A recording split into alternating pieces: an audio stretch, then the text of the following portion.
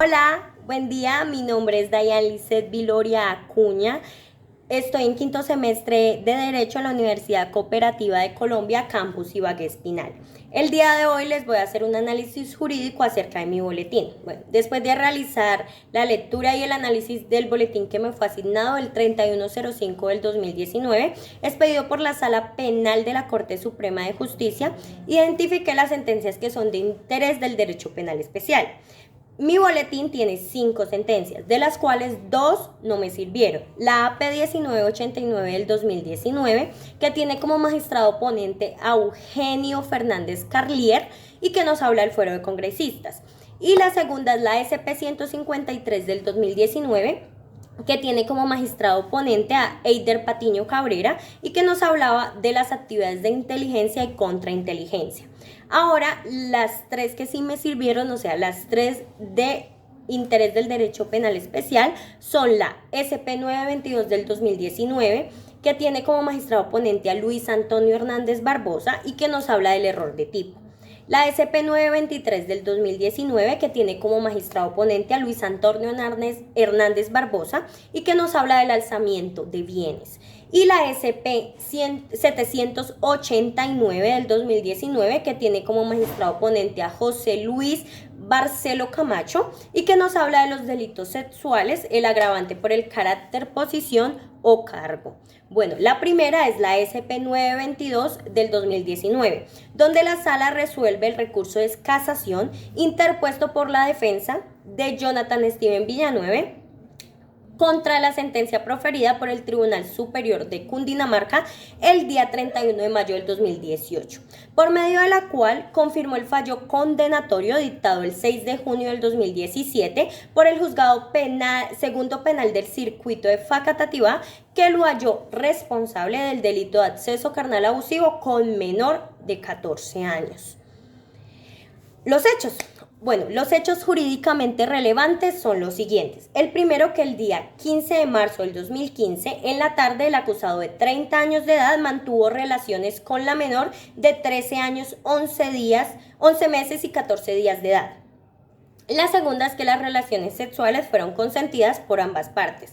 El tercero es que el día 30 de abril del 2015, la Fiscalía imputó al acusado el delito de acceso carnal abusivo con menor de 14 años en calidad de autor ante el Juzgado Segundo Penal Municipal de Facatativá. El cuarto es que el juzgado le impuso medida de aseguramiento privativa de la libertad en centro carcelario. El quinto es que el 6 de junio del 2017 se dictó la decisión en la que se condenó al acusado a 144 meses de prisión. El sexto es que el 31 de mayo del 2018 el Tribunal Superior de Cundinamarca confirmó la decisión a través del fallo recurrido en casación. Bueno, ¿cuáles son las pretensiones del casacionista o solicitudes del recurso de doble conformidad en materia penal o impugnación especial, como la llama la Corte en su jurisprudencia? Bueno, el casacionista pide casar el fallo y absolver al procesado y se apoya en los siguientes cargos. El primero es la violación indirecta de la ley sustancial por falso juicio de identidad.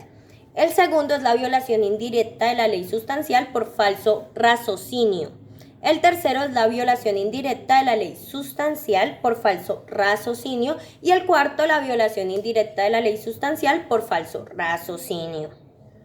¿Cuáles son los argumentos de las demás partes intervinientes? Bueno, las demás partes intervinientes argumentan que, en primer lugar, tenemos la procuradora delegada, que solicita no casar el fallo de las instancias y argumenta que no existe duda de que la menor sostuvo relaciones sexuales con el acusado el día 15 de marzo del 2015 de manera voluntaria y que el acusado sabía la edad de la joven y es por lo que su conducta fue dolosa. En cuanto al fiscal delegado ante la Corte, este solicita casar la sentencia y argumenta que la defensa tiene la razón al postular un falso juicio de identidad. Al apreciar la versión de la víctima, pues ella desmiente a su hermana al decir que se le informó la edad al acusado, pero después de consumada la relación sexual y no antes. Lo anterior pues le quita eficacia a la narración. Además, en la valoración del interrogatorio de Lina Magali Cuervo, las instancias incurrieron en un falso juicio de legalidad, porque en el ejercicio del interrogatorio se desconocieron las formas legales establecidas en los artículos 391, inciso primero, y 392, literal B, de la Ley 906 del 2004, ya que la testigo, pues en su relato natural y espontáneo, no hizo alusión a que advirtió al acusado de que su hermana era menor de 14 años, porque la respuesta fue inducida, es decir, que en la valoración del testimonio de la víctima se incurrió en un falso raciocinio por violación de las reglas de experiencia. Para el fiscal, la víctima le mintió a su familia y a la justicia al negar que era novia del acusado, cuando los mensajes del teléfono celular mostraban que no se sentía agredida y trataba al acusado de forma muy amorosa, muy propia pues de dos novios. Otro falso raciocinio en la conclusión de las instancias es que el acusado debió ver a la menor con uniforme y entonces se debió concluir que era menor de 14 años, lo que es imaginativo, porque no se demostró absolutamente y porque la ocurrencia de las cosas no muestra que quien porta un uniforme de colegio tiene menos de 14 años. Estima que la valoración objetiva de las pruebas de cargo marcan un estado de incertidumbre o pues de vacilación, lo que es insuperable y no admite estructurar el tipo de subjetivo doloso, por lo que se debe resolver a favor del acusado en aplicación del principio de indubio pro reo. ¿Cuál es el problema jurídico de esta sentencia? El problema jurídico es si se configura el presente caso un error de tipo. ¿Y cuáles son las consideraciones de la Corte? Bueno, dentro de las consideraciones, la Corte nos dice que el error de tipo se configura cuando el sujeto activo desconoce que su comportamiento se ajusta a un delito y excluye el dolo porque afecta su aspecto cognitivo, incidiendo así pues en la responsabilidad. Entonces, frente al tipo penal del artículo 208 del Código Penal, que tipifica pues el acceso carnal abusivo con menor de 14 años, se configura el error de tipo cuando el sujeto activo, en este caso el acusado, cree que la persona con la que mantiene relaciones sexuales consensuadas supera los 14 años, en este caso pues la víctima o la menor. Además, se encuentra que no se demostró en el presente caso, como exige el artículo 381 de la Ley 906 del 2004, que el acusado era consciente de que la menor tenía 14 años y por eso se casará la sentencia y se absolverá al acusado en aplicación del artículo 7º de la Ley 906 del 2004, en virtud de la cual la duda se resuelve a favor del acusado. Se sabe también que para acceder a la red social se debe tener más de 14 años de edad, lo que puede mostrar como posible que el acusado confiara pues en la edad que estaba en estas páginas. De igual forma, si no se cuenta con pruebas de la acción indicadora o no tiene pues mucha credibilidad, no se puede declarar probado y no hay lugar pues a la construcción de ningún indicio. La Corte también nos dice que no mostraron la regla de la experiencia a partir de la cual se puede concluir que quien usa uniforme de colegio es menor de 14 años, por lo que no se construyó un verdadero indicio. La sala encuentra que las preguntas realizadas a la hermana de la menor no son sugestivas, porque fueron manifestadas de forma abierta y se referían al tema principal de prueba, lo que era establecer si el acusado sabía la edad de la menor. Bueno, también nos dice que se debe aplicar el artículo 7º de la Ley 906 del 2004, que nos dice que la duda se resuelve a favor del acusado porque no se cuenta con la seguridad requerida por el artículo 381 del Código de Procedimiento Penal para poder condenar.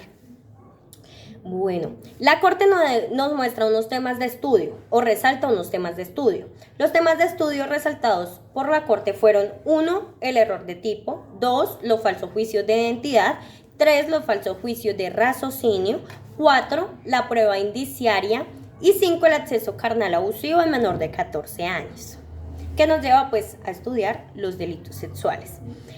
Bueno, ¿qué resolvió la Corte respecto a las solicitudes del casacionista o respecto pues al recurso de doble conformidad judicial. La Corte resolvió casar la sentencia condenatoria contra el señor Jonathan Villanueva y absolverlo del cargo formulado y ordenar su libertad inmediata, porque encontró que la menor siempre afirmó que tuvo relaciones sexuales el día 15 de marzo del 2015 con el acusado de manera voluntaria.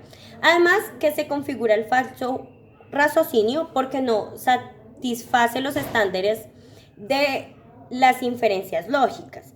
Y el falso juicio de identidad porque la parte del testimonio pues de la menor genera como una vacilación en torno a si en verdad su hermana Lina Magali Cuervo le informó al acusado antes de los sucesos investigados que la niña era menor de 14 años o no. Bueno, en mi sentencia, en la SP 922 del 2019, no hubo aclaraciones de voto. Y yo, en calidad de estudiante, estoy de acuerdo con la decisión que tomó la Corte. Bueno, en cuanto a la segunda sentencia, que es la SP 923 del 2019, tenemos que la Sala resuelve el recurso de casación interpuesto por el defensor de José Pascual Quintero contra la sentencia proferida por el Tribunal Superior de Pamplona el 8 de septiembre del 2017, que revocó el fallo absolutorio dictado el 9 de mayo anterior, o sea, el 9 de mayo del 2017, por el Juzgado Primero Penal Municipal, con funciones de conocimiento de la misma ciudad, o sea, de Pamplona, para condenarlo como autor del delito de alzamiento de bienes agravado. Pero ¿cuáles son los hechos? Pues resulta que los hechos jurídicamente relevantes son los siguientes. El primero es que el 29 de junio del 2011, en Pamplona, el vehículo de placas URB 447 de propiedad del acusado, pero iba conducido por Guillermo Villamizar, arrolló al niño Juan Diego Hernández León y le causó múltiples lesiones personales con perturbación funcional de carácter permanente que perturbó pues varios órganos y miembros. El segundo es que el 24 de junio del 2012, los padres del lesionado, o sea del menor, iniciaron ante la Cámara de Comercio de Pamplona una audiencia de conciliación con el acusado en la que pues no se llegó a ningún acuerdo. El tercero es que el 3 y el 4 de septiembre del 2012, el acusado donó 8 bienes inmuebles de su propiedad a sus hijos Rafael Alexis y Juliana Natalie. El 4 es que el otro bien lo vendió al señor José del Carmen Arias Quintero. El quinto es que el 13 de marzo del 2013, los padres del menor iniciaron a través del abogado una demanda por responsabilidad civil extracontractual contra el acusado como propietario del vehículo implicado pues en las lesiones personales a Transporte Villa del Rosario y Equidad Seguros para obtener el pago de la correspondiente pues indemnización. El séptimo es que el 19 de febrero del 2014, Luis Alberto Hernández Hernández, que es el padre del menor lesionado, pues formuló una querella contra el acusado en Pamplona por el delito de alzamiento de bienes. Y el octavo es que el tribunal expidió el 8 de septiembre del 2017 el fallo donde condenó al acusado a 25 meses de prisión y una multa por 25 salarios mínimos legales mensuales vigentes. Bueno, pero ¿cuáles son las pretensiones del casacionista o pues las solicitudes del recurso de doble conformidad pues en materia penal o impugnación especial, como lo llama la Corte Suprema de Justicia pues en su jurisprudencia? El casacionista pide casar la sentencia y que se absuelva al acusado. Se apoya en 3 cargos. El primero es la nulidad por violación del debido proceso derivada de la caducidad de la querella. El segundo es la nulidad por violación del debido proceso porque la Fiscalía no probó el delito de alzamiento de bienes. Y la tercera es la violación directa por interpretación errónea del artículo 253 del Código Penal. Pero ¿cuáles son los argumentos de las demás partes intervinientes? Pues las demás partes intervinientes argumentaron que, en primer lugar, tenemos al Ministerio Público, que solicita que no se case el fallo y argumenta que el querellante se enteró de los hechos el 3 de febrero del 2014 y que es a partir de esa fecha que se debe contar la caducidad, por lo que si la querella fue presentada el 19 de febrero, pues no había caducado. Además, que el acusado actuó dolosamente porque fue después de la conciliación que se deshizo de los inmuebles a su nombre. De igual forma, los derechos de crédito pues no nacen a la vida jurídica cuando son declarados judicialmente, porque también pueden tener su fuente en la responsabilidad civil, contractual o extracontractual, por lo que no hay equivocación en el fallo, pues la existencia de título ejecutivo pues no es una exigencia del Código Penal. En segundo lugar tenemos a la Fiscalía. La Fiscalía solicita que se case el fallo y argumenta que la acción penal en delitos querellables no puede intentarse después de un año, desde que sucedieron los hechos. Y pues en el caso en concreto, fue hasta el 3 de febrero del 2014 que el padre del menor se enteró de los movimientos sobre los bienes inmuebles y el 19 de febrero presentó la querella. Entonces pues ya había pasado más de un año. Por lo que no es necesario establecer por qué se enteró par de la conducta del acusado. Y por último tenemos el apoderado de las víctimas, que solicita que no se case el fallo y argumenta que no había operado la caducidad cuando el 19 de febrero del 2014 se presentó pues la querella, pues solo tuvieron comprensión pues del alzamiento de bienes el día 3 de febrero. Y además la Fiscalía probó los elementos del delito de alzamiento de bienes con el testimonio de Luis Alberto Hernández. Es importante también que antes de la audiencia de conciliación, tener en cuenta que antes de la audiencia de conciliación, el acusado tenía registrados 34 bienes a su nombre. Y después de esta diligencia, o sea, después de la audiencia de conciliación, es decir, el 3 de febrero del 2014, ya no tenía registrado ningún bien a su nombre. Bueno, pero ¿cuál es el problema jurídico de esta sentencia? El problema jurídico es si se configura el delito de alzamiento de bienes. En cuanto a las consideraciones de la Corte, pues dentro de las consideraciones de la misma, ella nos dice que la querella como condición de procesabilidad se establece en un límite al ejercicio del derecho penal, pues por parte del Estado, ya que depende de una parte, de la voluntad del perjudicado, de una víctima o de las personas habilitadas para ello. Y que al informar a las autoridades sobre la comisión pues, del delito, depende de quién la presenta desistir de la misma, ya que el legislador establece para su ejercicio un término de caducidad de 6 meses, contados a partir de la ocurrencia del delito, o desde la fecha en que desaparecieron la fuerza mayor o el caso fortuito, que impidieron pues que se enteraran de la comisión del delito. Asimismo, pues cuando el sujeto pasivo es un menor de edad, no es necesaria la querella como requisito de procesabilidad para asistir pues ante las autoridades judiciales. Y se puede deducir que las pretensiones económicas de los padres del menor fue lo que llevaron al acusado a deshacerse de todos sus bienes para no asumir el pago pues de la indemnización en su condición de propietario del vehículo pues implicado en el delito contra la integridad personal del menor. Asimismo nos dice que para la configuración del delito de alzamiento de bienes no es necesaria una obligación incluida en un título ejecutivo, porque puede tratarse pues de una obligación litigiosa donde el acreedor disputa todavía la cuantía. En el caso pues en concreto se hallaba en disputa litigiosa la responsabilidad civil extracontractual, que pudiera pues corresponder en este caso al acusado. Y en cuanto a los temas de estudio resaltados por la Corte, encontramos que los temas de estudio pues que resalta la Corte son: el primero, el alzamiento de bienes; el segundo es la tipicidad de la conducta; y el tercero es la querella. Bueno, pero ¿qué resolvió la Corte respecto de las solicitudes del casacionista o pues respecto al recurso de doble conformidad judicial? La Corte resuelve pues no casar la sentencia impugnada y explica que el primer cargo no prospera porque en esta acción pues el titular del bien jurídico tutelado pues es un menor y no se requería pues de la querella de parte como condición pues de procesabilidad para acceder a la administración de justicia, por lo que la alegación pues del defensor encaminada a señalar pues que operó la caducidad pues de la querella por ser presentado pues fuera del término legal dispuesto para ello pues carece de pertinencia, o sea pues no es adecuado, porque si no se debía interponer la querella pues la caducidad no tiene mayor trascendencia.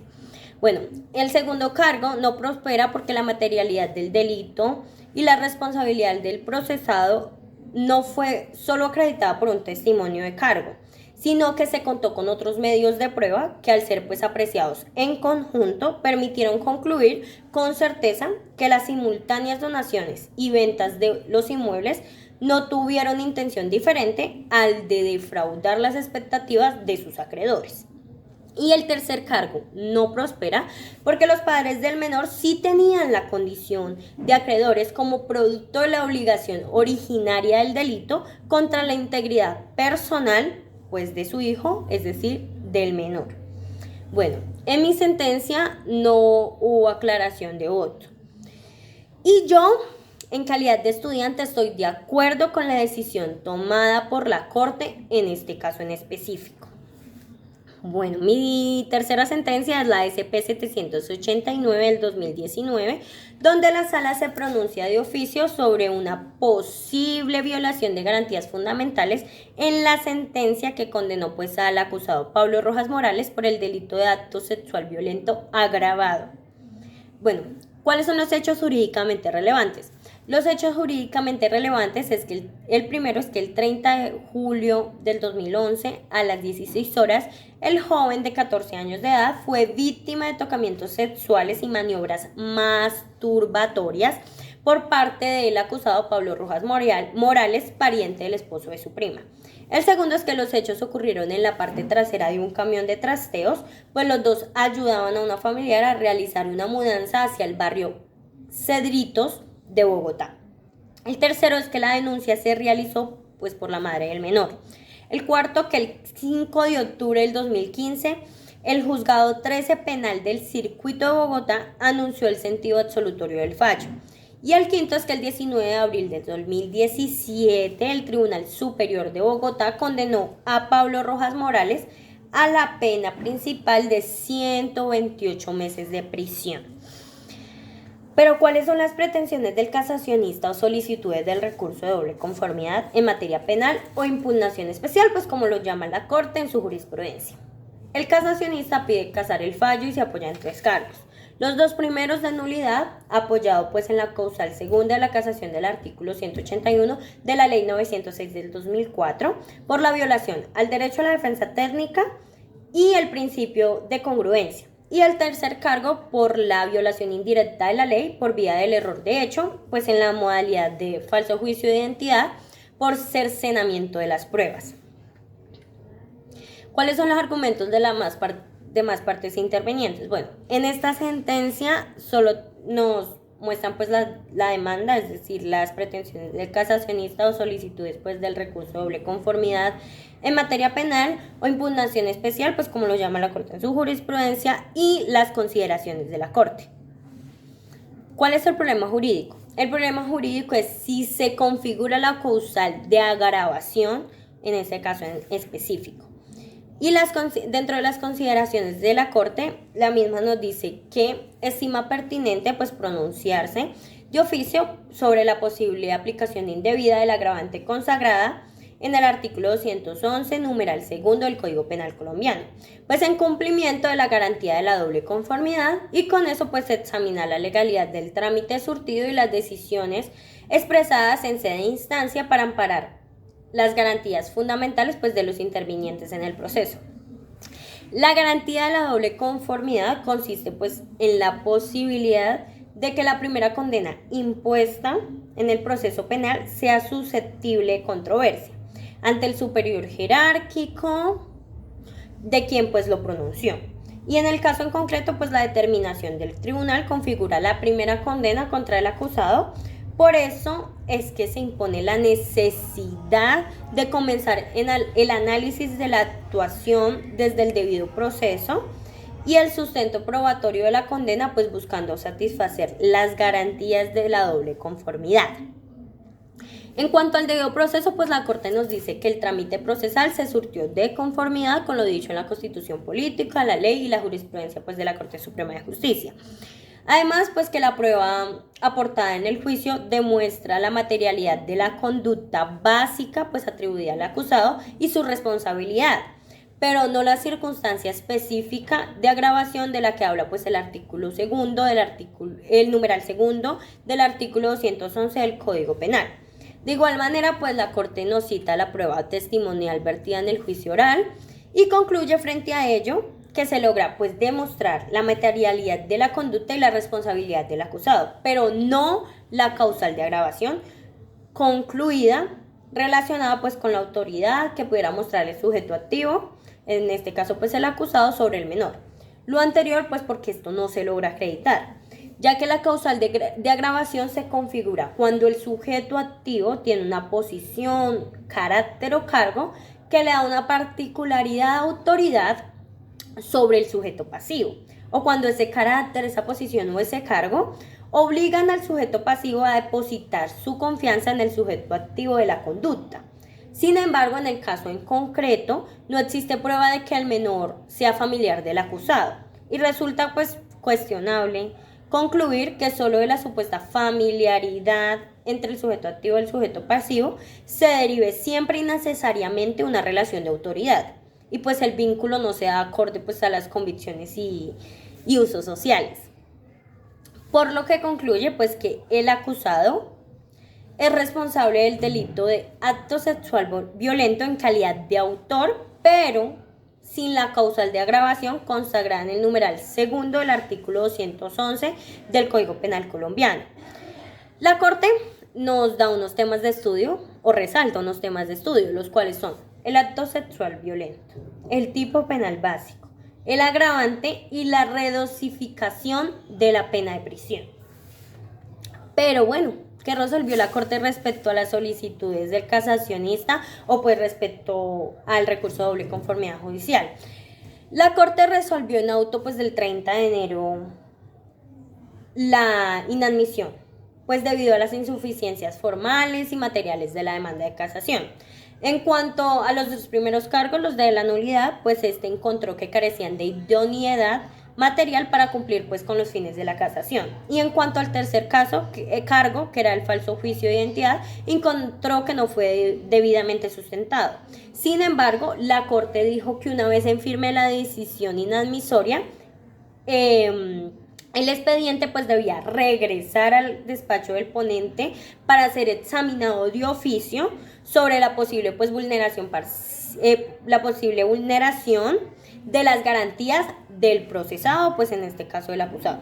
Pues gracias a lo anterior, la Corte resuelve revocar parcialmente la sentencia dictada pues por el tribunal, porque el acusado pues sí es responsable del delito de acto sexual violento en calidad de autor, pero sin la causal de agravación consagrada en el numeral segundo del artículo 211 del Código Penal. Y por eso redosifica la pena principal de prisión, pero sin embargo se confirma pues el fallo en todo lo restante.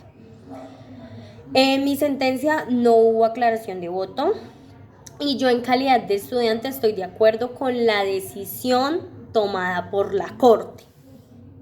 Bueno, en cuanto a esta última sentencia, quiero decir que me gusta pues que nos muestren como los testimonios de la psicóloga, del perito psiquiatra y del perito forense. Y también me pareció muy interesante lo dicho por el perito psiquiatra respecto de la credibilidad. Él nos dijo lo siguiente: la valoración psiquiátrica forense no da elementos para hablar de credibilidad. La credibilidad es un elemento que les corresponde evaluar a la autoridad. Nosotros simplemente hacemos un análisis del relato y en ese análisis del relato encontré que había una coherencia tanto interna como externa del relato, que había detalles de contexto que al contrastarse eran similares a los relatos que se habían hecho en otras oportunidades, y el efecto que acompañó al relato durante toda la entrevista era acorde a lo que expresaba. Todos esos elementos indican que el examinado estuvo expuesto a una situación de abuso sexual. También me pareció importante pues una pregunta que se le realizó al defensor y que la Corte no la trae. El defensor preguntó: cuando usted nos habla de un informe que usted hizo de probabilidad, ¿esa probabilidad es media, mínima? ¿Es una probabilidad alta? ¿Qué tipo de probabilidad? Y el testigo dijo: alta. Para el diagnóstico es una probabilidad alta. Esto quiere decir que si el paciente es examinado por cualquier otro psiquiatra, en las mismas condiciones, un psiquiatra pues con la misma experiencia o una experiencia pues similar pues a la persona, con un alto porcentaje va a establecer el mismo diagnóstico. A eso se refiere la probabilidad alta. Pues me pareció importante nombrarles esto porque pues es muy importante como para nosotros como abogados o para el proceso tener en cuenta lo dicho por especialistas pues en estas ramas. Y también es importante ver cómo las reglas de las ciencias del comportamiento humano le pueden dar una explicación muy fuerte a un episodio de abuso sexual. Pues sin contar que, como pues nos había dicho la Corte en este caso, no se puede afirmar pues que toda relación familiar llevará consigo pues también un vínculo o una percepción de autoridad. Pues por eso estoy de acuerdo con el fallo dictado por la sentencia, por la Corte, por la decisión de la Corte. Y me pareció súper interesante esta última sentencia porque tiene en cuenta lo dicho por el psicólogo, por el psiquiatra y por el perito, ya que estos apoyos nos dan como un fuerte más a nosotros como abogados.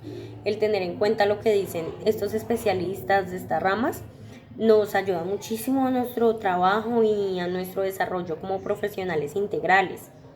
Es importante que nosotros sepamos de todos estos temas, que escuchemos, que nos formemos en conocimientos acerca de estas ramas que van tan ligadas y son tan importantes para nosotros como abogados y para nuestro desarrollo como tal. Bueno, esas son mis 3 sentencias. Pues de mi boletín, que tenía 5, pero pues solo esas 3 son de interés del derecho penal especial. Por último, pues quiero decir que el realizar el análisis de estos boletines pues que nos entrega la Corte Suprema de Justicia, pues en su relatoría son súper importantes porque nos dan una mirada más amplia a nosotros como profesionales y pues que nos estamos formando en derecho, nos dan como una mirada más amplia y nos dan más herramientas para ser mejores profesionales y para administrar mejor la justicia. Porque pues la justicia es algo muy importante pues para nuestro desarrollo como profesionales y buscar la justicia es algo muy difícil y el tener en cuenta toda la jurisprudencia y todos los boletines y ver las explicaciones que nos dan la Corte y cómo ellos tienen en cuenta otras ramas aparte pues de nuestra especialidad, el derecho, como la psicología, como la psiquiatría, nos amplían nuestros conocimientos y nos diferencian pues de el resto pues de personas que no hacen como estos ejercicios. Porque el leer estos boletines, el analizarlos, el ver uno por uno, el aprender algo nuevo sobre el error de tipo, sobre el alzamiento de bienes, sobre pues la agravación de los delitos sexuales, pues en este caso el numeral segundo del artículo 211 de nuestro Código Penal, nos fortalece pues como abogados y nos ayuda para nuestra formación, no solo pues en la materia de derecho penal especial, sino para nosotros como profesionales y como personas en nuestro desarrollo profesional y pues en nuestra carrera en el momento en que tengamos que enfrentarnos a un ámbito laboral. Bueno, eso es todo por hoy. Muchas gracias por acompañarme y nos vemos en una próxima ocasión. Muchas gracias. Bye.